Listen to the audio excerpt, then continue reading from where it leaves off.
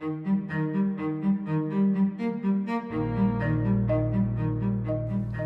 inclusion aims for broad prosperity, for fighting discrimination, for equal protection under the laws, for enabling everybody to meet basic needs, and for social mobility, to ensure that a child born in any part of the country, in any part of the income distribution, to any class or ethnicity or race, has a chance. And through hard work, education, always a bit of luck mixed in, to achieve a good standard of living and economic success in society. Of course, none of our societies achieves uniform equality, and nobody would want that. People differ by luck, tastes, work effort, and naturally this would show up in variations in economic outcomes and wealth. People expect such differences to an extent. But societies, of course, can have differences far beyond anything that would emerge from normal differences between individuals and luck and circumstance. And for whatever reason, when inequalities are very, very large, ethics and human rights would tell us that governments have some responsibility to look after those left behind, and many would think that helping to narrow the big gaps is part of our moral or ethical responsibility. We've already looked at the actual situation and how varied it is around the world. We've looked at this map of the Gini coefficient, remembering that the Gini coefficient is a measure of income inequality that varies between 0 and 1. 0 would be a society where everyone has exactly the same income. 1 would be a society where everybody but one has 0 income and one person has all the income. That is complete inequality. And the Gini varies between those ranges, of course. And what we saw is really some notable and important systematic differences across regions of the world in the extent of inequality and therefore in the extent of social inclusion or exclusion.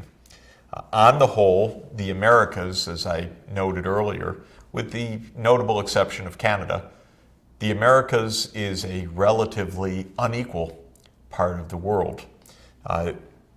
Western Europe is a relatively equal part of the world. Northern Europe, especially the Scandinavian countries, Norway, Sweden, Finland, Denmark, or the Nordic countries, I should say, those countries, Iceland included, are among the most equal places in the world, and the Scandinavian countries, specifically of Norway, Sweden, and Denmark, are right at the top of the list of indicators of social inclusion and at the bottom of the list with the lowest value of the Gini coefficient. When we look at this map, we should think history, because standing behind this is a long history, a legacy that has led to a certain kind of inequality that I want to focus on for a few minutes. This is inequality across groups rather than inequality of individuals alone or inequality of households alone. The inequality that we see varying across the world in this map of the Gini coefficient reflects the fact that whole groups within society defined according to race, or in some places according to ethnicity or linguistic group or tribe, have very different life chances from other groups in the same society. And so the map, while also reflecting normal variation across individual households also reflects the interaction of different groups within society. Take the case of the Western Hemisphere, with, again, Canada being a notable exception for a reason that will become clear in just a moment.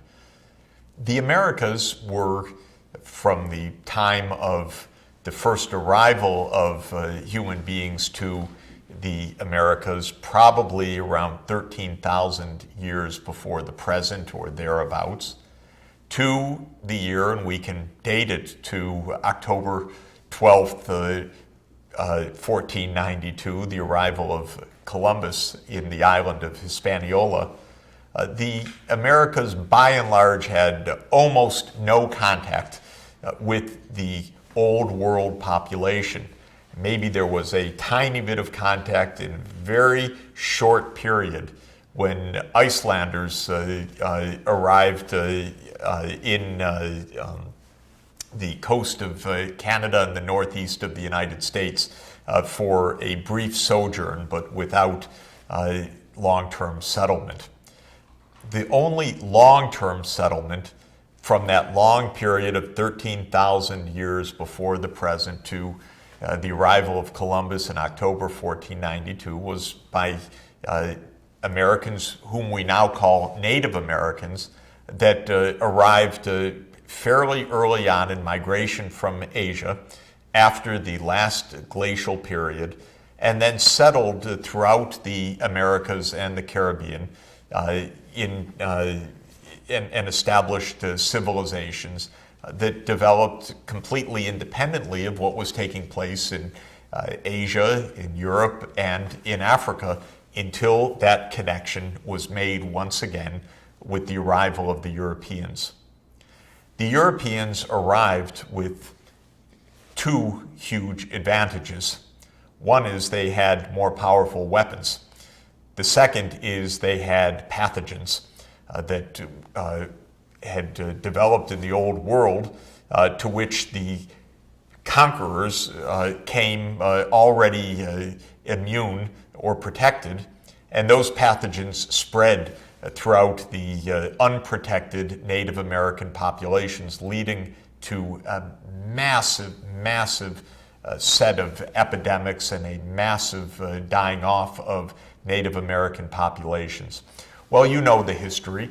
The Americas became a kind of conquest society where European conquerors, and especially the Spanish conquistadores, came and conquered a large part of the Americas and generally ruled, and often ruled violently, over the indigenous populations. They added one more crucial element to the history of the Americas, starting in the 16th century, and that was to bring in African slave labor, especially to the tropical and subtropical regions of the Americas, such as the Caribbean, the American South, Northeast Brazil, not to Canada. That's one of the reasons why Canada is different. It never had a large slave population brought into Canada. And what emerged, of course, was a very complicated society of groups. A small European dominant group, which ruled by force and power and the backing of empires in Europe. An indigenous population that was often broken by disease, by poverty, by forced labor, essentially a kind of slavery or serfdom that was imposed in many places, and by the horrific institution of slavery itself based on the importation of African slaves into the Americas. And over time, that three categories became more complicated, of course, through a mixing of the three populations. So mulatto or so-called mixed populations of African slaves, European conquerors, indigenous populations, and so forth, also developed across many societies. From the 16th century onward, those groups had completely different situations in their society, politically, socially, and economically, and vast inequalities of wealth developed, often with the small European population owning all of the good land in the country, with the native inhabitants pushed into smaller and smaller land areas, deprived of traditional land holdings. All of this is to say that the history of the Americas was a violent and conflictual one that created an extent of inequality rather shocking by the standards of many, many other parts of the world. And that legacy of inequality continued past the 16th century, 17th century, 18th century, until the present day. Slavery was eliminated, thank goodness, in the 19th century, usually by law in the United States, only by war. A violent war fought to end slavery, a very rare exception, because usually slavery was ended peacefully, but not in the United States, where the hold of white southern landowners was so powerful that they resisted with the full force in a very violent war to try to protect slavery, and slavery was only ended in 1865, one of the last places in the world, and only 2 decades later in Brazil. So this is a phenomenon that comes into the 20th century.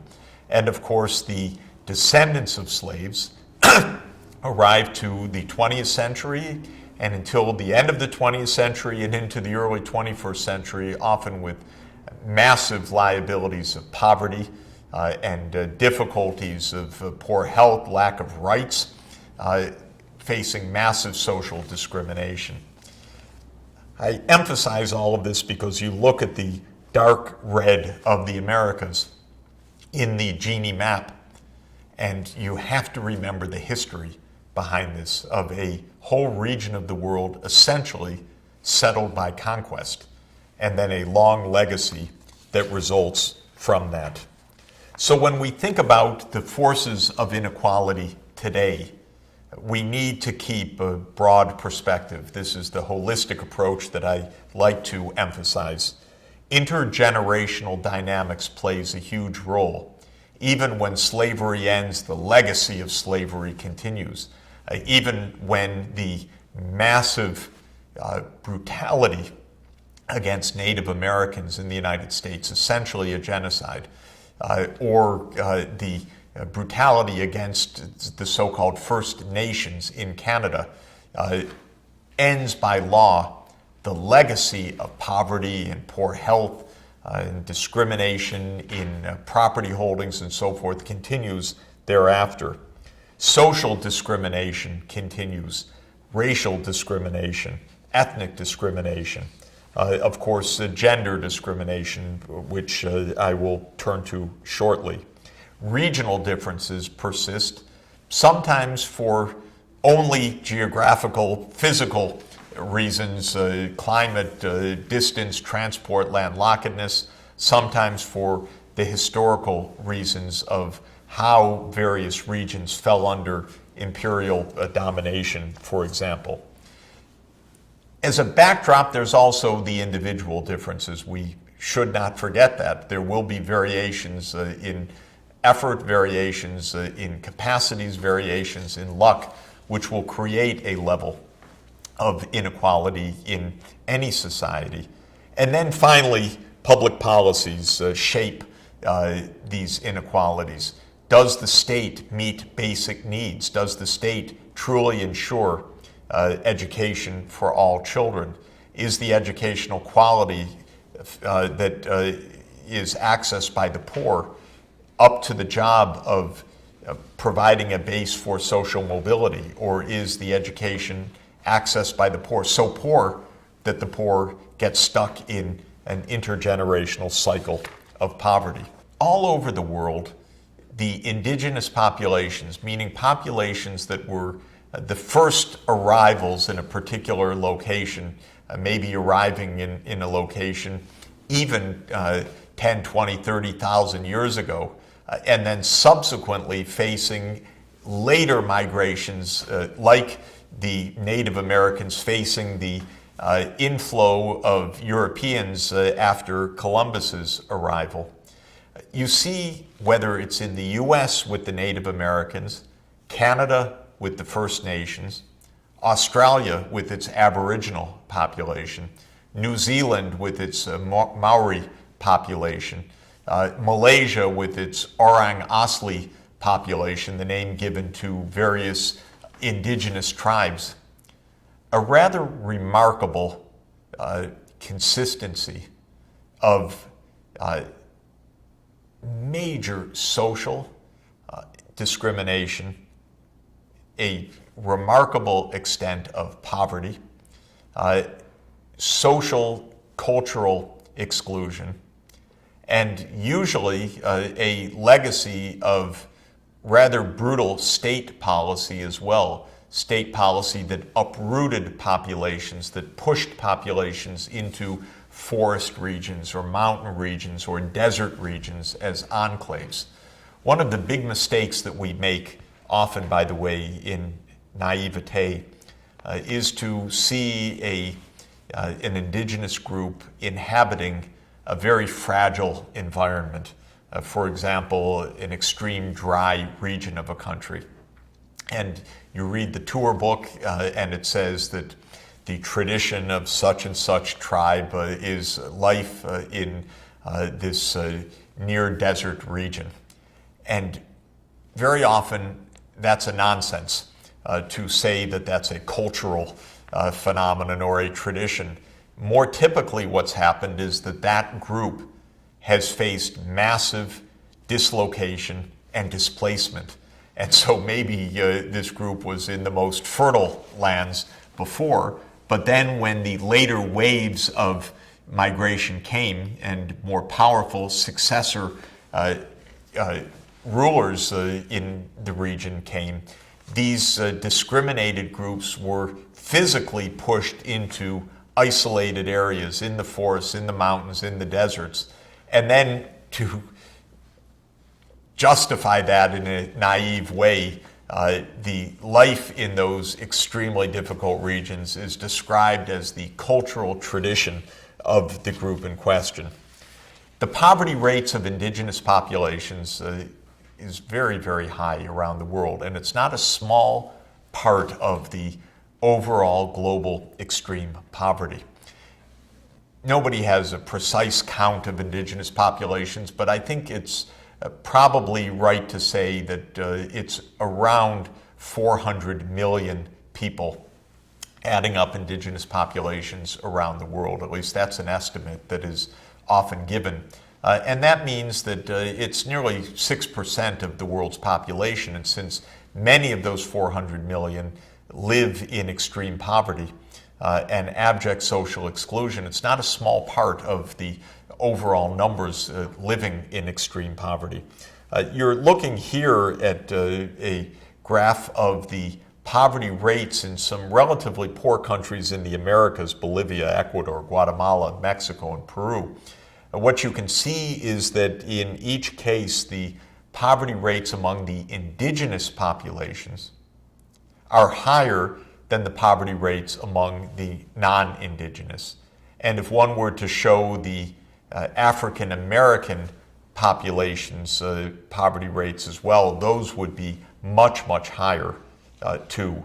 And so this is an example of how the indigenous populations in the Americas face continuing challenges which are long, long legacies of political, military, and cultural discrimination and many, many acts of violence.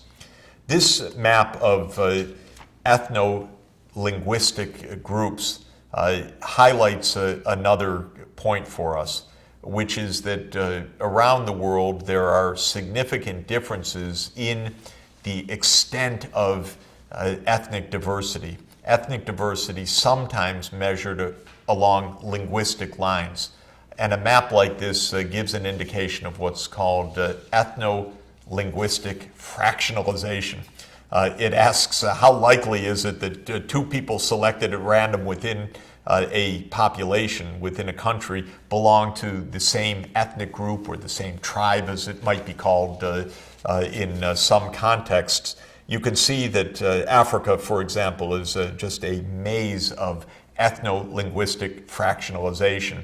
And the differences of tribes in Africa, and the fact that when one tribe comes to power, it may discriminate heatedly against others, is part of the political and social reality that has made social inclusion so difficult. You see in the Amazon region the high degree of ethno-linguistic fractionalization as well. All of this is to emphasize that when we consider the challenges of social inequality and the application of human rights to those challenges, we will have to address this at several different ways and several different dimensions. One is a class dimension, what to do to help poor people, and especially poor children in poor households, to achieve social mobility and the escape from poverty. Another dimension, which I'm going to discuss at greater length, is gender differences, the systematic discrimination against women and against girls in virtually all parts of the world. But here I've emphasized the inequalities across groups and how power structures, colonial history, discrimination systematically against indigenous populations has played a role. We need to be aware of that group level discrimination as well if we're going to be accurate and effective in overcoming social exclusion and achieving that major pillar of inclusive growth that is at the core of sustainable development.